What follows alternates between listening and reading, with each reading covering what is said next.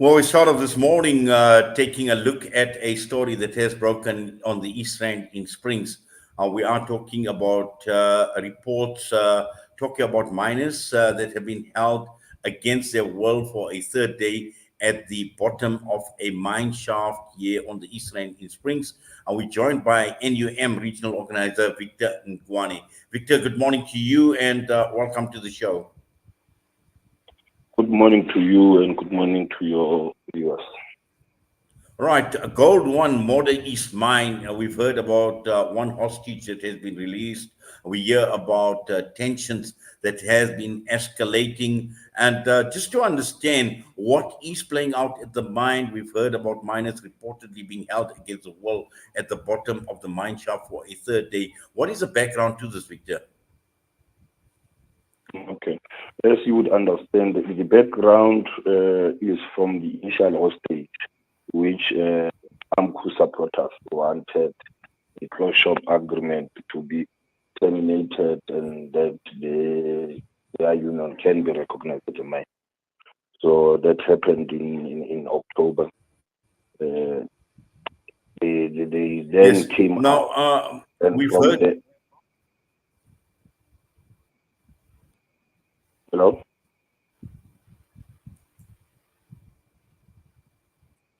Hello, yes, continue, Victor. I'm listening to you.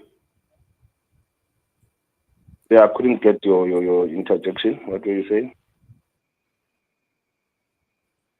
No, I said continue, Victor. We are listening to you. You've been giving us a background on what has obviously led to the situation.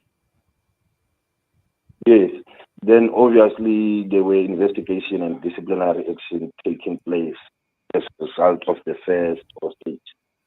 Now, what we got as a clear demand from those who are outside was that their supporters are now staging another sit-in in support of those who are being suspended and facing disciplinary charges now. Yes. Now, we believe that there have been clashes that have been also taking place underground. Can that be confirmed? Yes, people are assaulted. They're being brutally beaten up. And how many hostages are we looking at this point in time, Victor? The total number is now about 403 of people who are totally underground. We cannot say from the information that we get, cannot say, because others are saying about 20 people, holding people hostage, others are saying about 50. So we cannot confirm that from the 403 how many are perpetrators and how many are actually held hostage. Yes. And just to understand in terms of their well-being, because surely, they are being held there, things like food supplies, all of that as well. What is the situation? Are they eating? Is there sufficient food, while all of this is playing out? The information we are getting is that they had food, these people who are holding them most, they had food test during the course of the week. But what we got from management that was food ready on surface, food is not ready. We're not sure if any food has been sent underground, but the latest that we got yesterday was that there was food ready because we were anticipating that it would come out yesterday. Okay, and what sort of communication is taking place at this point in time between those that are holding the hostages and the management and also the authorities? For now, the matter has been handed over to the SAPS. But what we can say is that those people have got access to underground phones, so they are in communication with their supporters outside. There hasn't been demands in terms of the situation from those who are underground. The only demand that came out yesterday was when this assaulted person resurfaced, because they beat him up, put him on the station, stripped naked, and left a note that the company must start bringing down food. If it doesn't, within 2 hours, someone will be killed.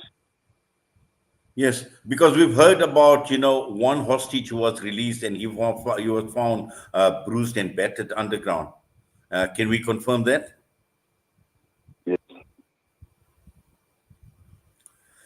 Yes.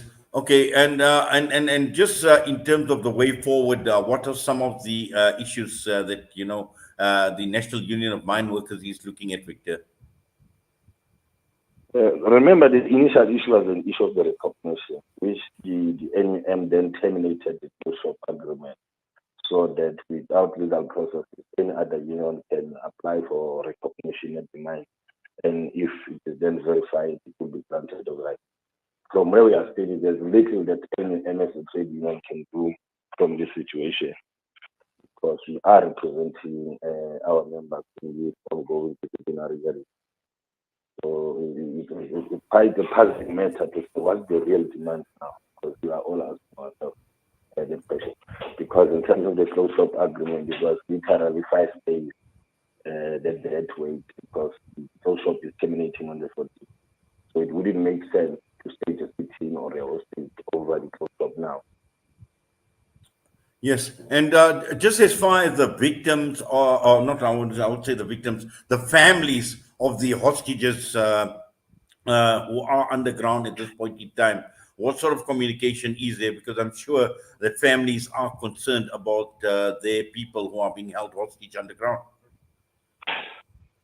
Yeah, we are told that there's access to communicate with mine management, and they are updating those that they are able to reach of the situation. Okay, and Families just of those who are underground are also advised to come to the mine, come through the main gate and not stand by the side where there are these protesters or stuff. Those who are claiming to be supporting, those who are doing a sitting as they term it. Families can come to the main gate and they will be assisted. Victor, just finally, what will it take to actually end this hostage situation? We really don't know because their main demand was an issue of the union to be recognized, and that's now solely on their hands. It is out of the NEM's control or the company's control. So the new demand now is that there shouldn't be any disciplinary action taking place. And remember, from the first stage, there were about 19 people who were injured. One lasted 2 weeks in an ICU. Now they are demanding that whoever was responsible should not be touched. Obviously, we'll monitor the situation. Thank you very much, Victor, for coming on and talking to us this morning here on Salam Media. All the best to you, and we hope that all the hostages will obviously surface and they'll come safe and sound as well. And we hope that sanity will prevail at the end of the day. Obviously, it's not a very good situation to be in right now underground, and I'm sure that there are many concerns that are being raised at this point in time. But hopefully, we pray that all works out well at the end of the day. But for now, we thank you for your time and we wish you all the best. Thank you very much.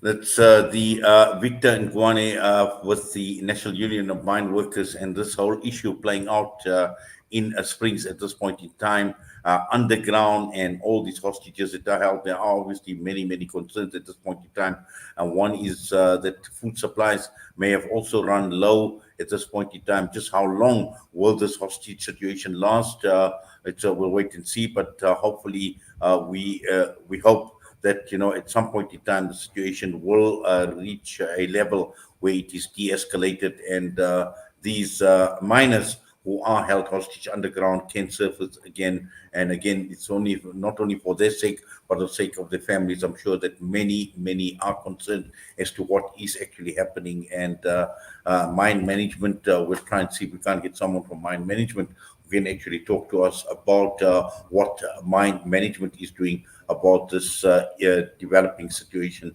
The time is just gone, 20 minutes past 8. We're going to go for a break. We'll be back. Listen